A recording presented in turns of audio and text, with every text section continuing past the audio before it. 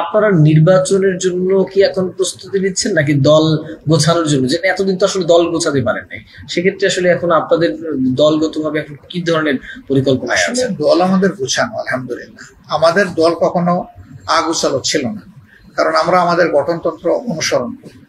আমাদের নির্বাচনের ঠিক সময় মতোই সবগুলা নির্বাচন অনুষ্ঠিত হয়েছে, একটা পিরিয়ড ছাড়া। মাত্র একবার আমাদের লস হয়েছিল, এরপরে কিন্তু সব আমাদের স্বাভাবিক কার্যক্রমে আমরা যতটুকু পারি, যে পরিমাণ পারি, এটা বহাল আছে।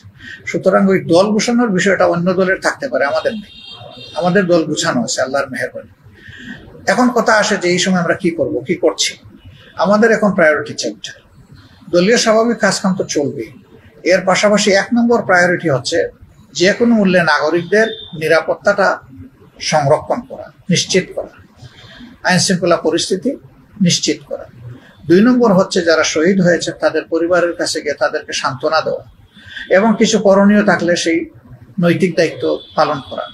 3 নম্বর হচ্ছে বিপুল সংখ্যক মানুষ যারা আহত হয়েছে, তারা অনেকেই চিকিৎসা দেশে হয়তো বা সম্ভব না। দেশে যাদের সম্ভব তাদেরকে যতটুকু সম্ভব সহায়তা দেওয়া। সরকার তো ইদানিং বলেছে যে চিকিৎসা ফ্রি, কিন্তু তার সাথে যে অ্যাটেন্ডেন্স লোকটা, তার খাওয়ারও কি ফ্রি? ওইটা তো ফ্রি নাই। অনেক গরিব পরিবার, তার মা আছে, বাবা আছে, এখানে এসে পড়ে আছে, ওখানে পেটে ভাত দেওয়ার মতো কিছু নাই, সেগুলো তো দেখতে হবে। তো এই জায়গাগুলোকেও আমরা দেখার চেষ্টা করছি আমাদের সামর্থ্যের ভিতরে। এটা হলো আমাদের 2 নম্বর প্রায়োরিটি। আমাদের 3 নম্বর প্রায়োরিটি হচ্ছে যে আওয়ামী লীগ সরকার যেভাবে সবগুলা সাংবিধানিক প্রতিষ্ঠানকে ধ্বংস করে ফেলেছিল, নির্বাচন কমিশন থেকে শুরু করে পুলিশ বিভাগ, বিচার বিভাগ, সিভিল প্রশাসন, তারপরে মানবাধিকার কমিশন, অডিটর জেনারেলের অফিস, এনবিআর, এই ধরনের মৌলিক যে বাংলাদেশ ব্যাংক, এই জায়গাগুলোকে এখন পরিচ্ছন্ন করা, মতলববাজ, অসৎ, দুর্নীতিপরায়ণ যারা আছে তাদেরকে সরিয়ে এখানে দেশপ্রেমিক যারা করিতকর্মা আছেন তাদেরকে এখানে বসানো। আপনারা জানেন যে শুধু রাজনৈতিক কারণে এদেশের বহু মেধাবী মানুষকে তাদের সার্ভিস থেকে বঞ্চিত করা হয়েছে। তাদেরকে এখন উপযুক্ত জায়গায় বসিয়ে তাদের সার্ভিসটা নেওয়া।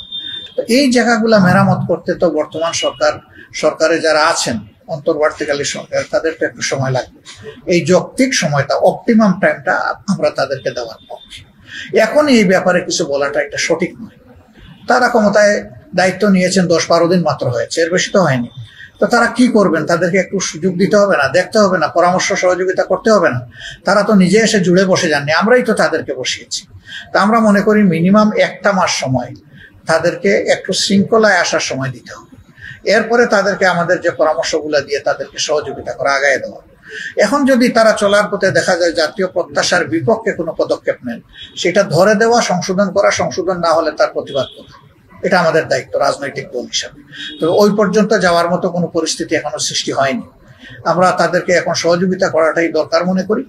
এই সময়টা কতদিন পরে তারা নির্বাচন দিবেন এখনই বলা এটা সঠিক বলে আমরা মনে করি না।